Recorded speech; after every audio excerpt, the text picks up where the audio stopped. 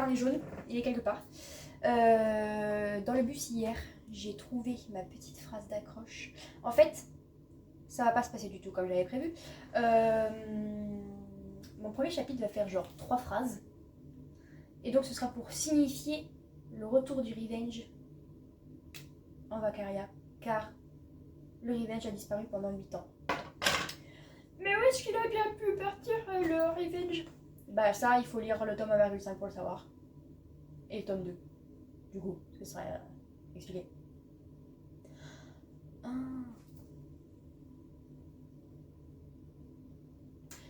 J'ai une problématique qui vient de se soulever dans mon esprit que j'ai résolue immédiatement. On est vraiment très doué ici. Et donc, j'ai ce premier petit bout de choses et j'ai réfléchi à la suite. Donc là, qui peut me retenir d'écrire le tome 2? Ce nouveau chapitre dans mon existence d'auteur? Qui peut m'en empêcher en fait? C'est-à-dire que là, je peux. Est-ce que je vais le faire ce soir? Peut-être pas. J'ai envie parce que, en fait, j'ai la sensation que si je commence maintenant, là, j'ai une bonne session d'écriture qui se profile. Donc, j'ai envie de pouvoir en profiter. D'être tranquillou, posé, bien installé. Donc, peut-être pas ce soir. Mais là, ça y est. À ça de sauter dans le vide. La question est, est-ce que ça va tenir ou pas? Dans la globalité, je dirais que oui, parce que je pense que j'ai suffisamment en tête la trame pour pouvoir la dérouler.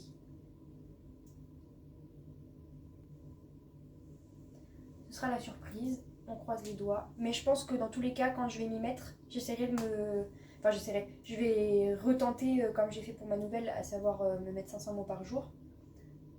Me mettre un objectif de 500 mots. Si on met tous les mots, c'est mieux, surtout si on veut en écrire 500. D'avoir cet objectif de 500 mots par jour. Sans forcément, genre si j'écris pas 500 mots le mardi, je vais pas crever quoi. Mais au moins pour pas rester des semaines sans écrire, comme c'est arrivé par le passé. Donc, c'est un petit peu excitant. Là, je suis un petit peu comme des fois, je garde des livres et des BD super longtemps parce qu'il faut que j'attende le bon moment pour les lire. Bah là, c'est pareil. J'attends le bon moment pour commencer à écrire. Mais ça ne saurait tarder. Tu fais quoi? Bah, bien sûr.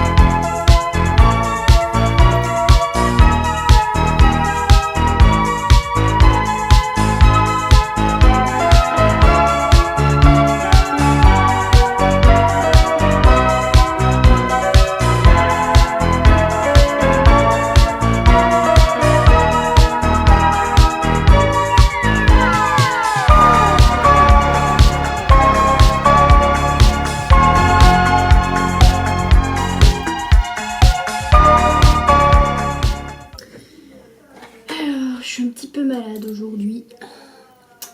Mais du coup, entre jeudi et hier, j'ai commencé à écrire le tome 2. Je sais pas trop comment je vais faire pour trouver mon titre.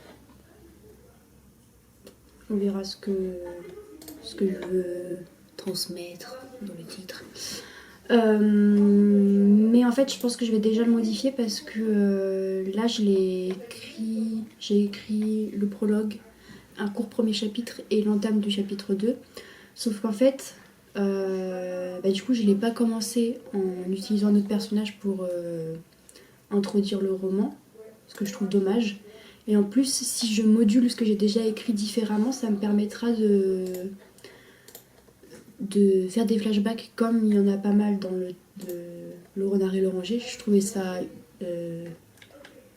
pas mal de d'en remettre dans le tome 2. Ce qui du coup permettra de combler les 10 ans qui s'écoulent entre les deux. Et donc si je le module déjà dès maintenant, je pourrais avoir un premier flashback qui en plus de ça rajoutera de la tension dans les premiers chapitres par rapport au fait que Daphné a disparu de la Vacaria pendant 8 ans. Et donc ça rajoutera quelque chose de plus, je pense, si je fais ça comme ça. Mais du coup, force est de constater en écrivant que je pourrais pas faire un tome indépendant dans le sens où on peut pas commencer par lire celui-là. Parce que sinon ça demanderait que je raconte tout en fait, que je redise qui est qui, comment fonctionne l'univers et tout, et ce serait trop lourd en fait je pense. Genre si on a déjà lu, ça donne vraiment l'impression d'être pris par la main en disant tu te souviens de ce que t'as lu dans le tome 1 et tout, et c'est pas ce que je veux. Donc il y aura quand même cet aspect de si on veut pas continuer, on n'a pas un couteau sous la gorge puisque à la fin du tome 1 ça se termine. Mais si on veut continuer, on reste dans quelque chose de connu, quoi. Après, rien n'empêche que d'autres romans permettront d'y entrer quand même dans l'univers, puisque celui, donc le roman annexe qui est sur Olivier Levasseur, est complètement indépendant. Donc on peut rentrer dans l'univers par là, et il y aura peut-être d'autres choses que je n'ai pas encore prévues, et qui permettront aussi d'y entrer. Donc voilà, après c'était un peu perdu d'avance l'idée de faire un tome indépendant. Mais du coup je vais pas me casser la tête à essayer de faire quelque chose qui est un peu voué à l'échec, quoi. Donc là je vais essayer de remoduler ce que j'ai déjà écrit, comme ça je pars sur des bonnes bases. Et voilà. Mais pour l'instant ça se déroule bien, je suis toujours un peu frileuse encore. Déjà le fait de recommencer quelque chose de zéro, bah, ça m'est pas arrivé depuis très très très longtemps.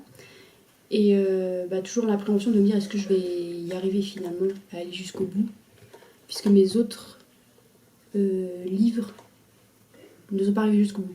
Mais bon, la grande différence c'est que là je connais déjà l'univers, je connais déjà les personnages, et en plus c'est un petit peu réconfortant dans le sens où comme mes personnages me manquent de ouf, là je les retrouve. Donc je pense que c'est un peu une crainte superflue, honnêtement. La question qui se pose là est de savoir à quel point, parce qu'en soi je pourrais simplement dire le premier chapitre, je l'éjecte et ce sera ça le flashback. À quel point est-ce que je veux modifier le deuxième chapitre qui devient le premier chapitre.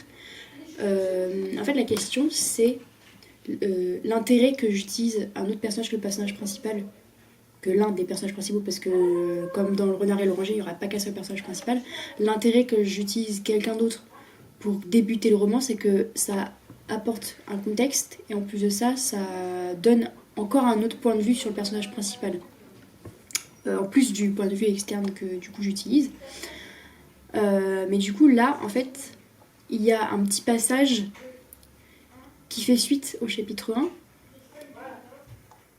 et qui du coup je peux pas le supprimer complètement parce qu'il est très utile par rapport à l'évolution qu'a subi Diogène au cours des 10 dernières années. Mais est-ce que je le laisse ou est-ce que je l'enlève? Auquel cas on aurait vraiment une première apparition comme on a eu dans le tome 1, un peu du coup avec le point de vue de ce nouveau personnage. On ne connaît pas en fait. Parce que là pour l'instant on rentre dedans vraiment comme si on venait d'abandonner le tome 1 à l'instant et voilà quoi. Je suis un peu tentée de faire la deuxième option parce que ça va être encore plus dramatique premièrement. Et en plus parce que ça veut dire qu'on se rend pas compte tout de suite d'à quel point il a changé. Et du coup, c'est comment ce petit passage que je vais enlever, je vais l'introduire après dans le flashback. Je pense qu'il faudra que j'ajoute du lien entre les deux passages parce qu'il se passe un petit peu quelques heures. Mais du coup, oui, ça veut dire, je pense que je vais plutôt parier là-dessus. Et donc, il va falloir que je reformule un petit peu ce qui suit ce passage-là, du coup. Pour revenir du point de vue du nouveau personnage et pas s'attarder trop sur le reste, sur ce que du coup elle est pas censée savoir quoi. Un peu de manipulation à faire finalement.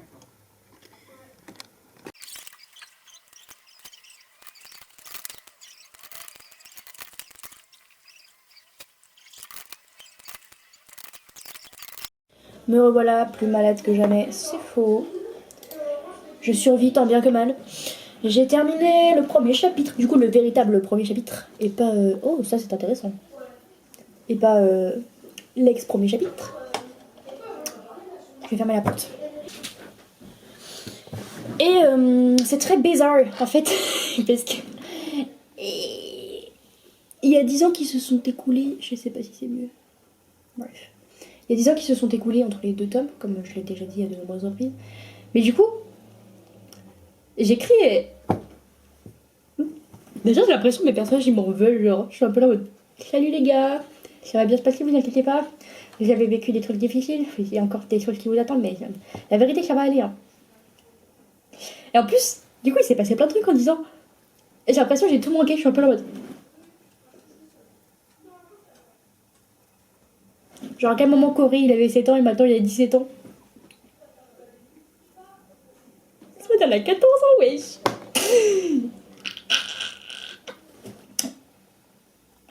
C'est dur. C'est dur. C'est devenu des autres personnes, en fait. Ils ont grandi. Ils ont évolué.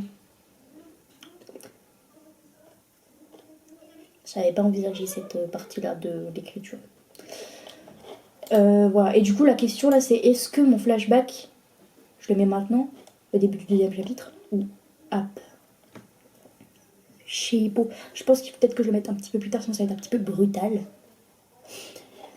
Mais je pense qu'on va passer vite fait vers Diogène.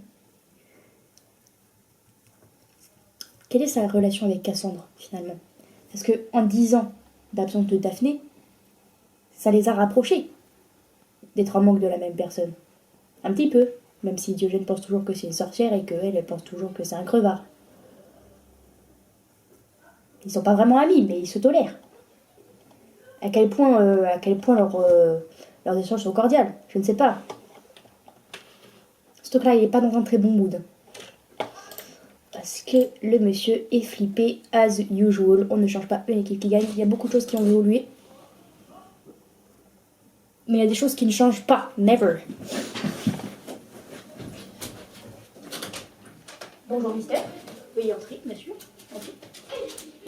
Oui, absolument, tout à fait, tout à fait.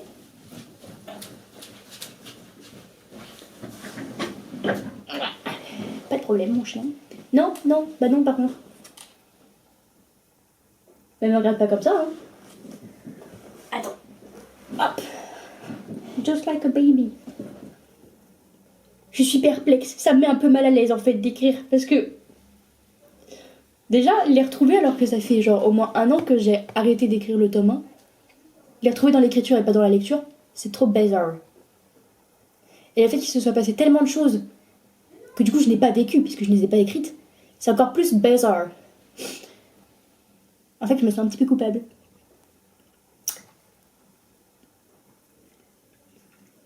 Il n'y a pas à avoir autant d'émotions bizarres quand on se contente d'écrire des trucs, hein. Qu'est-ce que t'en penses? Qu'est-ce que t'en dis? T'en fous, toi? Ouais. T'es pas d'une très grande aide. Bah, vas-y, fais ta vie. Je suis pas certain que ce soit d'un très grand confort, là.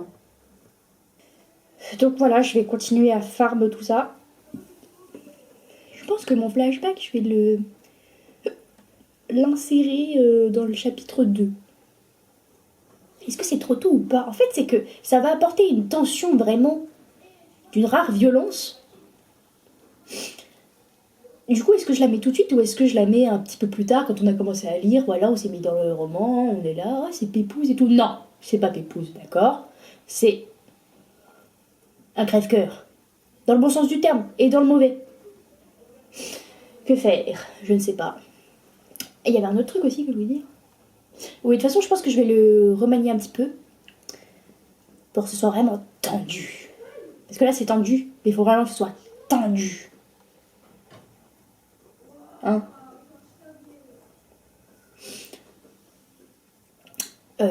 Donc, j'ai du travail en perspective. Là, c'est bien, ça s'est vraiment déroulé tout seul.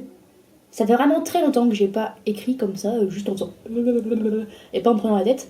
Donc, c'était fort agréable. C'est un bon présage pour la suite.